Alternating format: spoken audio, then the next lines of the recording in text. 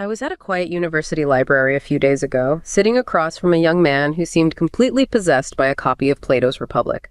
His margins were crowded with frantic notes, and he spoke with an almost religious fervor about the need for rational hierarchy and intellectual clarity to save the West. He looked like the perfect embodiment of the ancient Greek ideal, disciplined, focused, and convinced that only the wise should lead. But then the atmosphere shifted. An elderly maintenance worker nearby accidentally bumped into the table, sending a heavy stack of books sliding to the floor. The student's face transformed instantly. The wisdom he'd just been preaching vanished, replaced by a look of such sharp, elitist disdain that it felt cold. He didn't offer a hand or a kind word. He just watched the man struggle to pick them up, treating him as if he were a glitch in a perfect system, a lesser distraction to be dismissed. That moment of friction was jarring. Here was a person who understood the mind of the West, the logic and order of Plato, but had absolutely no room for its heart, the radical compassion and human dignity taught by Jesus. It left me wondering, what happens to a civilization when these two pillars stop supporting each other? When we have the efficiency of a machine but have lost the soul of the servant? Looking at the world today, from the balanced welfare of the Nordics to the cold power plays in Russia or the market-driven individualism of America, it's clear that this ancient tug-of-war isn't just academic. It's the hidden architecture of how we live, how we vote, and ultimately what we value most. Yeah, and to really understand how that hidden architecture functions, you have to map out exactly how this tension between the Platonic mind and the Christian heart actually shapes global societies. Because, every nation is essentially trying to solve the exact same equation. Right, like how do you balance administrative efficiency with social solidarity, right? Exactly. How do you create a just society? Because the Platonic mind, it demands rational order. It wants hierarchy and meritocratic efficiency. It basically wants the system to run flawlessly. But then the Christian heart demands radical equality and uncompromising compassion for the vulnerable. It wants to make sure no one is left behind. And when you look across the global spectrum, you see these forces resolve in just drastically different ways. Like the Nordics, for example. Yeah, the Nordic countries represent this really rare synthesis. They merge moral solidarity, which they express through universal welfare, with really strict administrative reason. So they have these meritocratic, highly efficient institutions. They manage to be both compassionate and, frankly, ruthlessly logical in how they administer things. They seem to have actually found the equilibrium, but what happens when you move away from that specific synthesis? Well, you start to see the weights shift pretty quickly. Look at Central Europe, so specifically countries like Germany and the Netherlands. They lean really heavily toward Platonic order through technocratic governance and very precise legal frameworks. They love their systems and rules. But they also maintain this Christian social counterweight that enforces a really strict moral concern for social responsibility. Now, moving down to Southern Europe, the paradigm shifts entirely. There you find a lot of the communal warmth and the historical identity of the Christian tradition.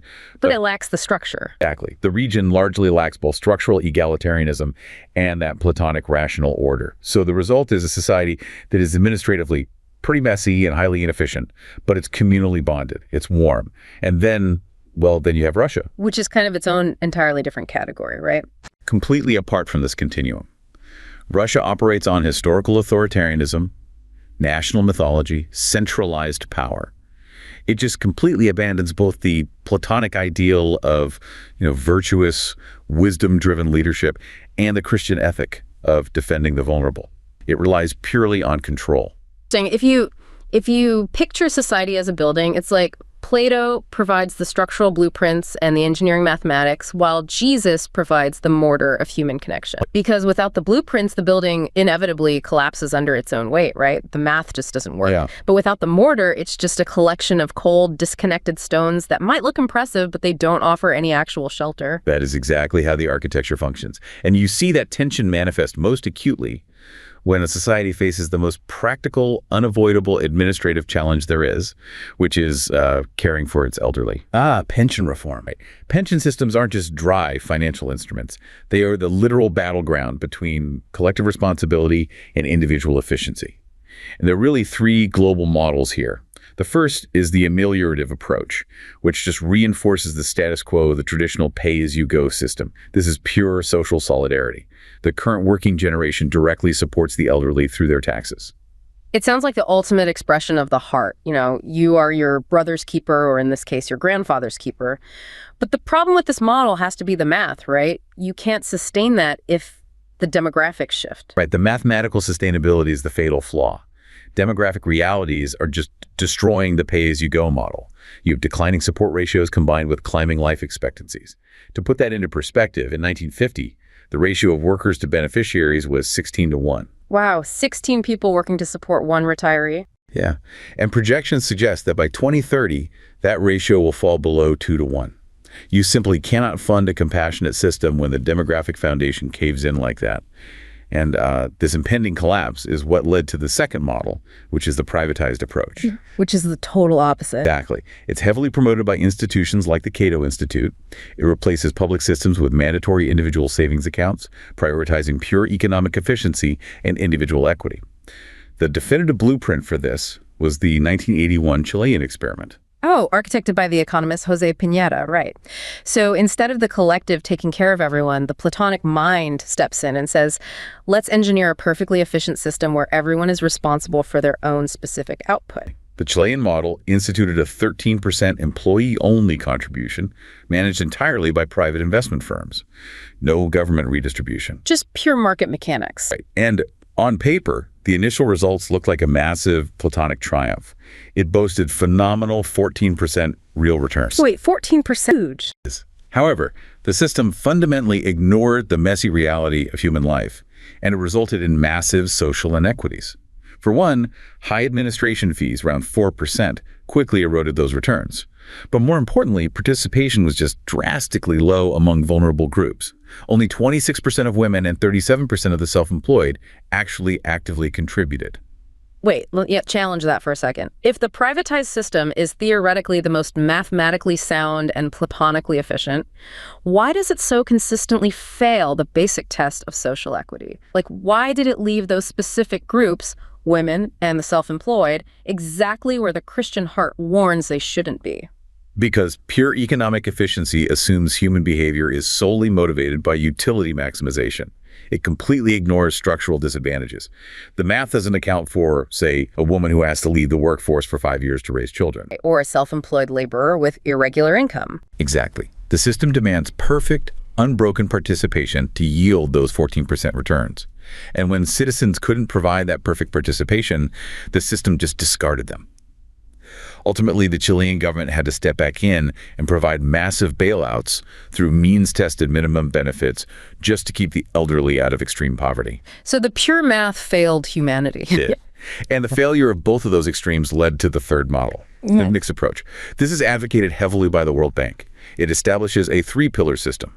Pillar 1 is a mandatory publicly managed pillar focused entirely on social redistribution. So that's the heart. Yes. Pillar 2 is a mandatory privately managed pillar for individual savings. The mind. Right. And Pillar 3 is a voluntary savings pillar. So it's a structural attempt to balance both social aims and national savings simultaneously. It's fascinating how you can see the exact same philosophical tug-of-war playing out in something as dry as pension reform. But this tension isn't just limited to capitalist democracies trying to tweak their tax codes.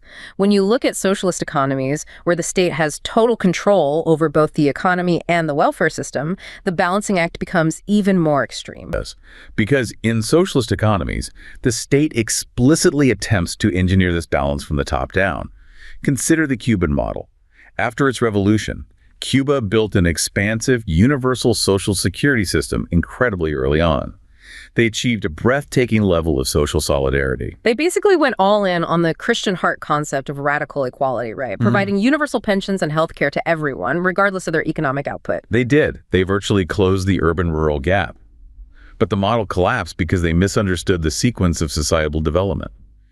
Cuba achieved what demographers call a reproductive revolution, without achieving a productive revolution. Well, a reproductive revolution means your population metrics modernize. So infant mortality drops, people live much longer, and birth rates decline. They developed the oldest population in Latin America, and that severely altered the ratio of active workers to pensioners. But because they operated a centrally planned economy that entirely lacked market efficiency, they never achieved the productive revolution to pay for it. they never generated the wealth to sustain these programs. At one point, social services consumed an astonishing 55% of the state budget. The entire system was just mathematically unsustainable. Wow, 55%. Yeah. Now, contrast this with the Sino-Vietnamese socialist market model. China and Vietnam started with immense poverty and effectively non-existent social services. But instead of building the welfare state first, they prioritized aggressive economic growth and market reforms. They focused entirely on administrative efficiency and wealth generation. So, to use an analogy, it's like Cuba built a massive state-of-the-art hospital before establishing a tax base to pay the doctors. China and Vietnam, on the other hand, built the factories first to generate the wealth needed to eventually lay the hospital's foundation. That perfectly encapsulates the strategy. The economic growth in China and Vietnam provided the massive resources necessary to gradually expand social insurance according to what their economic capacity could actually handle. And as a result of prioritizing the mind first, China now operates the largest social security system in the world. It's a crazy reversal. But this brings up a much deeper historical question, because to understand how the state absorbed this moral authority to manage welfare in the first place, whether we're talking about Cuba, China, or Western democracies, you have to trace the philosophical roots back to the 17th century, specifically to the political philosophy of Spinoza. Okay, so how does Spinoza fit into this? Well, Spinoza executed a radical departure from traditional classical thought. Classical thinkers, all the way back to the ancient Greeks, aimed at moral perfection. They believed the whole goal of the state was to make citizens virtuous. Spinoza completely rejected this. He aligned with a mechanistic view of nature. For him, humans are not naturally ordered toward virtue. They are driven entirely by passion and self-interest. So he looked at the reality of human nature, saw that we are selfish and emotional, and decided to build a political system around that reality rather than just hoping we would suddenly become perfectly moral beings. Therefore, he argued that politics must be based on how humans actually behave, not how they ought to behave. But to establish a peaceful, sovereign, secular state based on this reality, Spinoza had to neutralize the independent authority of religion. Because he viewed religion as a source of conflict. Yes, endless bloody conflict. So he achieved this by radically reinterpreting the Bible. He systematically reduced its entire vast theological complexity down to a single, easily manageable mandate. Charity. Okay, that sounds nice on the surface. Does it? Spinoza defined charity purely as obedience to the civil government. In his philosophical framework, the state alone determines what is necessary for public welfare. Therefore, the state dictates how one obeys God. Wait, so taking care of your neighbor was no longer a spiritual mandate carried out by the church or your community? No, it became a civic duty carried out by paying taxes to the sovereign. Furthermore, Spinoza strongly preferred democracy, but not for any elevated moral reasons regarding human equality. He preferred democracy because it aligns the self-interest of the multitude with the goal of peace.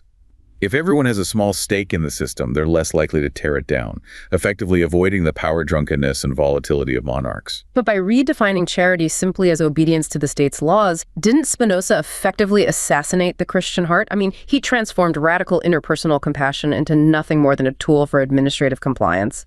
The mortar of human connection is just replaced by a bureaucratic formula.